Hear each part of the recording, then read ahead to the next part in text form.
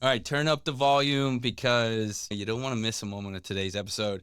My guest today, basically the walking definition of the American dream. I got to say that. Yeah, So, you can say that. yeah, this is Amado Vasquez. He is a Navy veteran, a business owner, restaurant owner. He's competes in weightlifting, a dad. I mean, he's super involved. So when we say, like, did you dig your roots into the city? He's definitely somebody who did that. And so we want to hear his story. So welcome.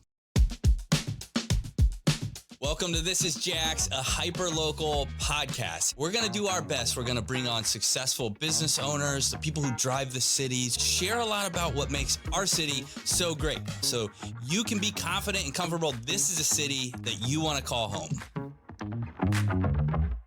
Welcome to the show, man. Thank you for having me here, brother. Yeah, dude. Actually, it's always nice to see you again. Yeah, super pumped. We are actually long-term friends, have known each other for a long time, in multiple different walks of life, which is cool. So we're going to have the next 15 to 20 minutes. We'll do our best to keep it short, contained and get to the story. But yeah, I'm excited to kind of get on here. So we're going to get into Amado. We're going to get into, how you got here, what brought you to Florida and then up to Jacksonville and all of that too. But, I just want to kind of like start off. Let's just get to the meat of this interview. Yeah. And what was it about Jax you fell in love with? So, as you know, we all got here because we got orders to come over. And then when I got out, I think she was setting out the roots, being in the Navy for so long, 14 years, and just pretty much being here the entire time, other than, when we were deployed. I think what really made me fall in love with the city, if I have to look back and kind of like remember why I decided to stay here, it was the people, lived in Jax Beach over by Mayport, where our base is, and just the area out there is just one of the best. You cannot get close life like that. It's a chill environment. Come down from Miami. Miami's busy. There's a lot going on out here in Jacksonville. It's still a growing city, so it's not as busy as other big cities. So that's what made me stay here. And obviously I saw the opportunity for growth. The city has a lot to offer if you get involved. Downtown is being developed. I mean, it's the past. I would say the past 10 years has been crazy out here. Really cool renderings downtown. Yeah. So what I'm hearing is basically like the people here, the friendships you made, the family you made here, as well as just kind of the opportunity. And we'll get into that, how you started business. So tell me a little bit. Let's go back then, because you mentioned it. We were in the Navy, doing our job, rescue swimmer in the Navy, which it's a cool job. Like any job, when you're in, it can get kind of mundane. And then I don't know if you've had this experience, but only since being away from it for like several years have I like kind of like looked in the mirror and been like, oh, that was pretty cool. Like, it was like a cool thing that. Yeah, it's remnants. You like start looking back, you're like, damn it, I did that. I was actually one of those guys jumping out, flying around. I mean, I do the same now. Like I sit down at the beach and I look up, I hear the heel. I'm like, oh God, there goes the boys. Yeah, I know. It's super cool. And I don't know if you have the same feeling, but it's like if someone was like, do you miss it? And I'm like, oh man, I miss it every day. And then it's like, do you want to do it again? And I'm like, nah. Sometimes I do, other times I'm like, no, I think I'm okay. I like to being laying down at the beach and look up and seeing the boys flying instead of me being up there. But I do miss it sometimes. So tell a little bit about your story of how you got to Florida, how you got to Miami, the U.S. in general. Let's get there. So beginning. Let's go from when I was a baby. So born and raised in Cuba. Wow. Came to the States when I was 14 years old. Down in Miami. This was like huge Cuban community down there. It's a great city for immigrants to start their journey in life. And one thing led to another. I wanted to get my bachelor's. I got my associates. Didn't have enough funds to finish my bachelor's, so there was a Navy recruit over there. Yeah. And they were like, hey, man, you want to be a SEAL? And I was like, I don't know about being a SEAL. Okay. So he's like, hey, do you want to be a rescue swimmer? And I was like, yeah, I can swim, so why not? Let's try it out. And the biggest catch was like they were going to pay for my bachelor's, Yeah. And I was like, all right, let's do it. Little did I know, 14 years later, I think I got my bachelor's out when I was in. Good. So, and that brought me here to Jacksonville, one thing led to another, and they should stay here for 14 years in active duty, 3 years in the reserves, and here I am now. So I definitely that's an amazing story. First of all, 14 years old. Not you don't do you speak any English Oh, at not all? at all. No, no, no. The whole That's transition. I mean, oh God, I moved around so much when I was younger. It's just think about like just oh God, yeah, it was rough.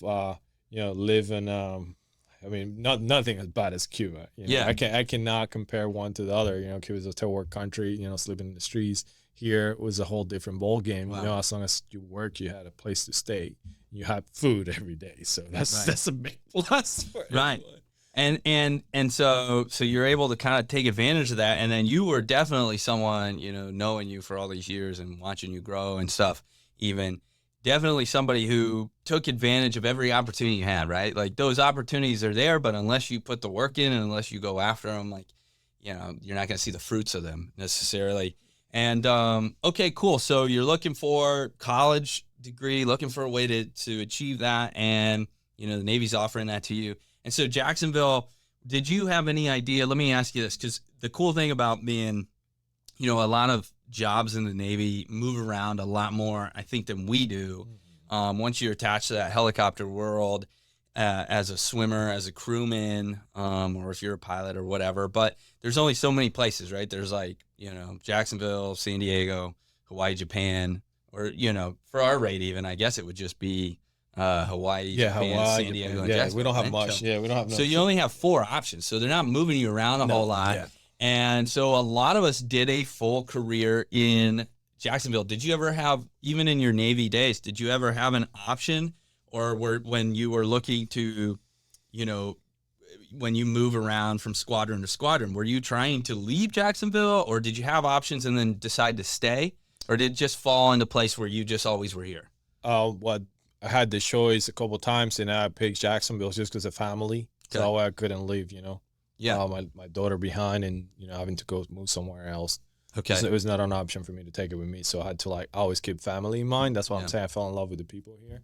So I kind of like try to stay as close to her as I could. Very cool. Yeah, and I can relate to that too, because I think I had some opportunities, but I was either playing in a band or connected to some friends and this, and then even with my daughter too, same thing. That was kind of what led to me. Actually, I didn't want to go on any more deployments, so I pulled out of the Navy and was like, "What can I do?" Yeah. And that's how I got into the small business world. So, what was it for you? Let's talk the restaurant first, Yeah. because the whole point of this show is kind of hearing those stories, and that's an awesome story. And then you walk through that door where, from United States Navy to small business owner, and doing other things. What was it that got you on the small business owner path?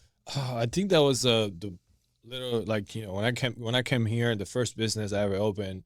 I was 18 years old, working for a roofing company, and I saw an opportunity. Like you said, it's a line of opportunities. Literally, you do a good job, people will pay you directly. So I caught a deal with the owner of the company at the time, where he will literally, give me the jobs. 'Cause he knew I had a crew and I would do a good job. I was 18 at the time, and I had at one point, when I started, it was only one crew. Then we had a trailer. Then we had the dumpster. Then at one point, I had 5 crews. That's when my whole Okay. yeah. And we were running, down in Miami. We were doing a roof a day, each crew was. And like I said, then college, and then that run me here. But when I got here with, again, family, the reason I opened up the business is because of my family. My mom and my stepdad at the time, they were here, and they just couldn't find any jobs. They couldn't, make any resources for themselves. So I was like, all right, so you guys know how to cook, so let's start cooking for people. And the guys in the shop too, they were like, hey man, because I was into bodybuilding. That's right. And and the guys at the shop were like, hey man, what are you eating? And I'm like, oh, I'm eating chicken, rice, and broccoli. Yeah. Like, Yeah. this is a bodybuilding diet. So, you want to get lift, you want to get strong, and especially what we did, how Sure. how we were always the one looking. I mean, we were part of a special program. So people were like, we had high standards physically, Right. more than the rest of the Navy. So that one thing led to another, and the guys were watching what I was eating. My family was there, and I was like, hey, why don't I connect all these dots? And it's what the one thing about being an entrepreneur is, when you see an opportunity, you take it. You just run with it. You fail until you make it. Yeah. And that was one of those things where, we started cooking, we started doing this, meal prep, led to one thing, bam, change, and then that's how that one went on. Okay, cool. So it just kind of like organically, naturally grew as there was an opportunity. And I kind of want to talk about the benefits of running a business here in Jacksonville. So you had some experience of running a business in Miami before. So if you were to kind of compare and contrast, like, do you have a memory of like, wow, there were things in Jacksonville that made it easier or made it more profitable, anything like that? I think when I was 18, I wish I would have been smarter with money. To be honest with you, yeah, you know, man. like I wish I was smarter with money. I wish I was smarter with money last year. Yeah, So, exactly, right. I say this every year. Yeah.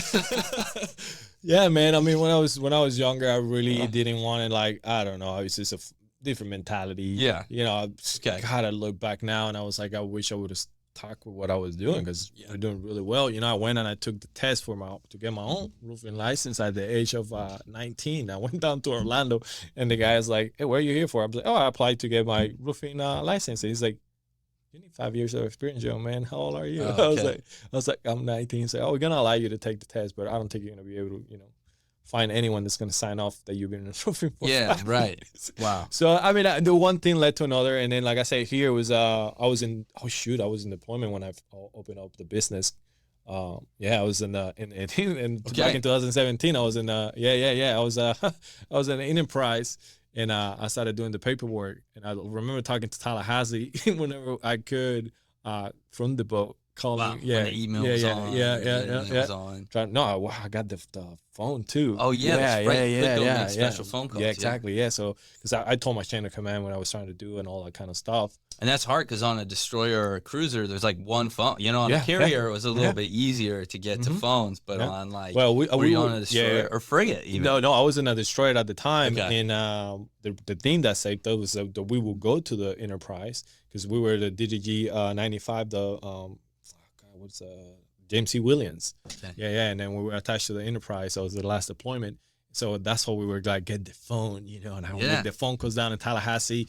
It took me about 2 months to get the whole process that's a challenge down. anyways, if you're on land, so let alone on the ship. Well, I would say the biggest difference between the two cities is, the opportunities definitely here in Jacksonville were a lot easier. Like I said, people were more easy to work with. I mean, even though I was working with the people over in Tallahassee, even the DVPR here in Jacksonville, there's a lot of good resources too for small businesses. Okay.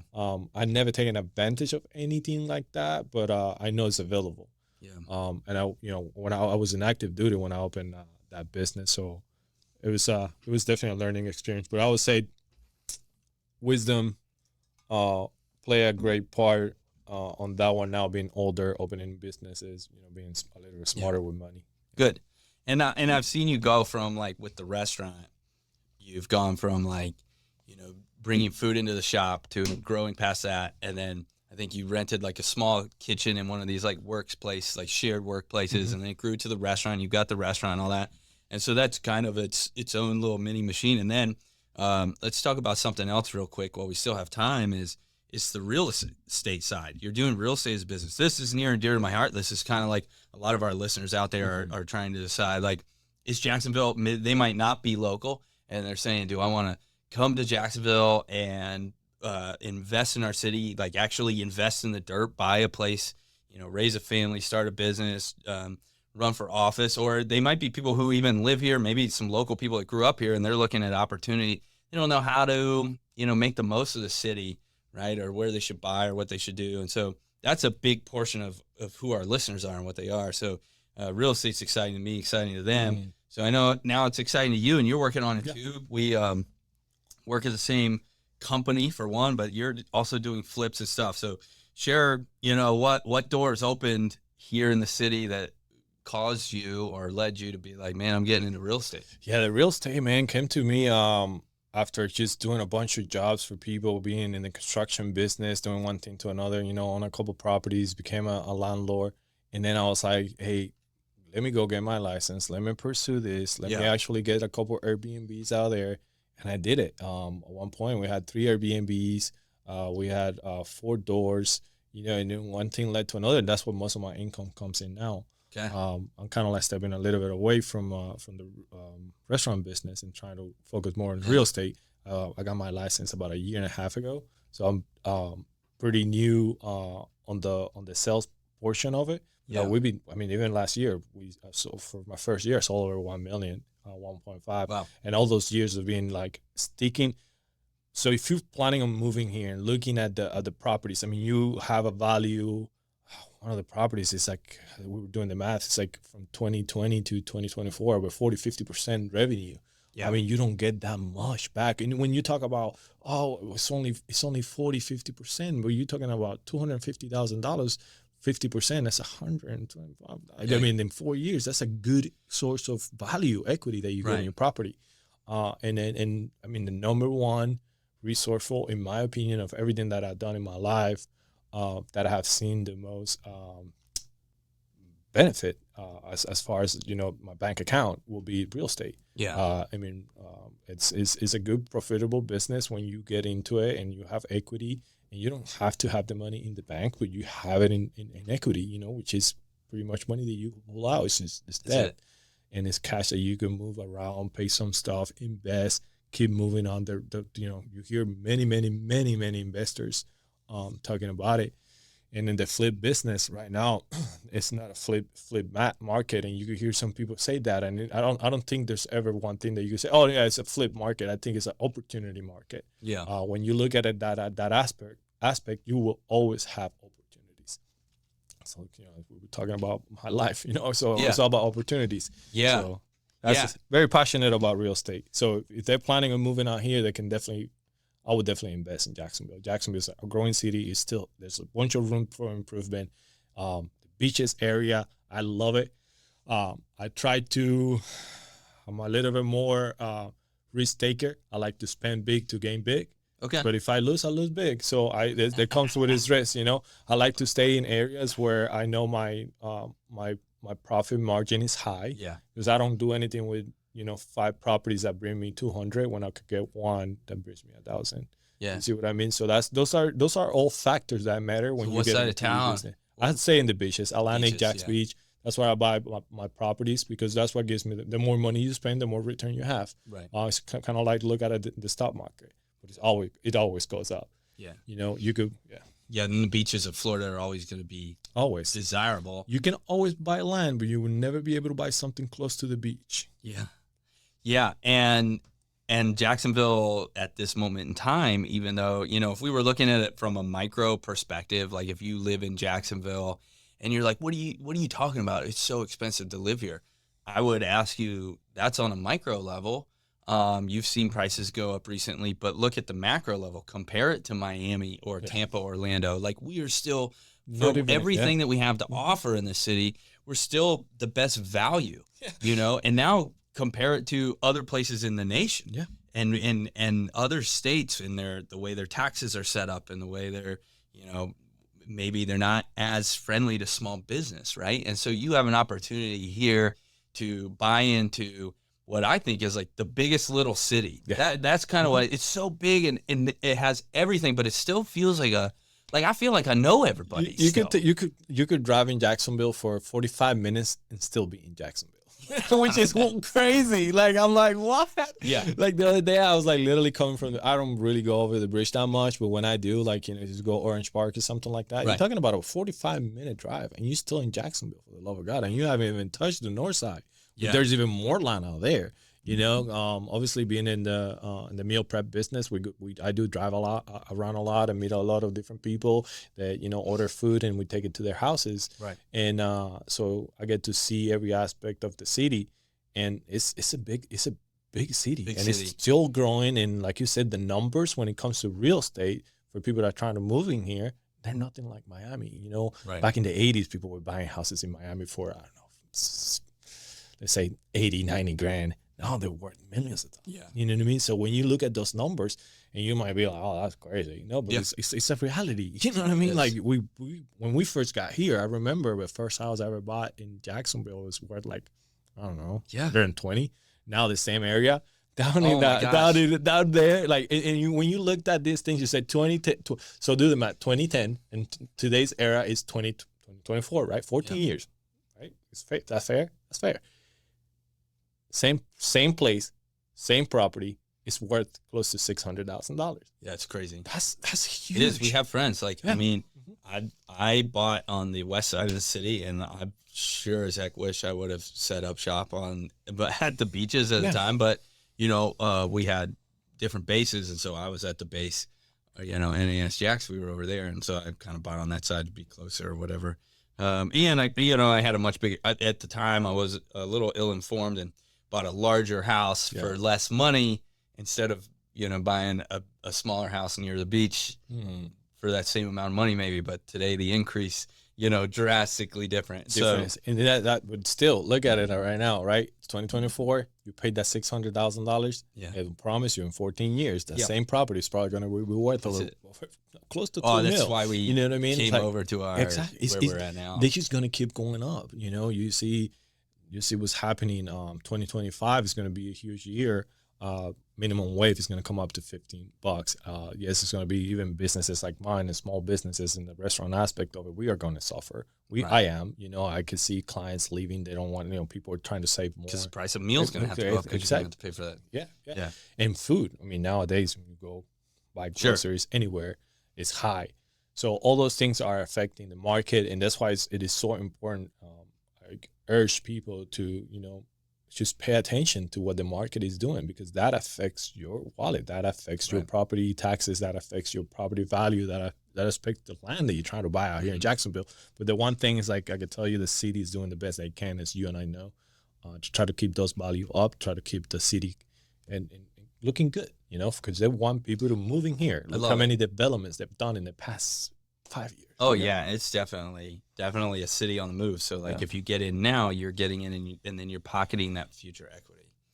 I got a couple more questions here. These are kind of fun questions, maybe a little. Oh, let's do it. A little deep questions, and shifting gears out of like the business stuff, and you can talk business or you can talk family or whatever it is. You could do that all day long. Yeah, I know. So here's a question: if Jacksonville were a chapter in your life's book, what would the title be and why? Oh, that's a good one, man. Why would the title be if Jacksonville could be? I would have to say opportunities. Yeah. I mean, opportunities, absolutely. Because when you looked at everything, it's basically that's what we did when we got here. Think doors open up and good people, and I would say opportunities if I had to give it a title. But that's a good one. That's a good one. Yeah. Just reading the story of Amado's life and you get into the chapter opportunities. It's going to be about Jacksonville. Yeah. Looking back at your first year in Jacksonville, if you had a memory that was attached to that first year in Jacksonville, if you could create some sort of tradition to celebrate that, what would that celebration look like? Oh man, I'm Cuban, boy. Like I'm throwing it down. A big block party. Absolutely. With the white plastic chairs. Dude, I think the cazuelas, I don't like bagging those things. You all don't know nothing about over here yet. Awesome. Yeah, man. and it's like, I would definitely throw the block party. Just have some friends over, hang out. Yeah, I don't know if you would. Yeah, right. And you'd probably have the biggest mix of people ever at that party. I mean, my neighborhood. We moved to that cul-de-sac, and you've been over to my place, but it's a beautiful place. Every person, I have people. There's Indian people. I have interracial families right next door. We've got people from Europe that live on the corner. And so it's like the most diverse group. And we already had a big they all threw like a big block party up at the thing, and everybody brought. It was the first time I've been to like a potluck in a long time. Used to do that at church back in the day when you were a kid, but this was like everybody brought meals, and there was so much like different types of food there, and it was just a time for the neighbor. One of the ladies, she just puts it on every year, and everybody brings food, and it's really cool to meet all your neighbors. So. Man, I'm definitely down. And I think that is, again, like the essence of our city is super diverse, but in a way that, like, for the most part, like, I feel like it's very welcoming. Like, everybody kind of loves each other in a way, I don't know if that makes any sense or not. Like, the city is huge, and you have, people from all walks of life, and, we all get along in our own way of another. This crime still happens like everywhere else.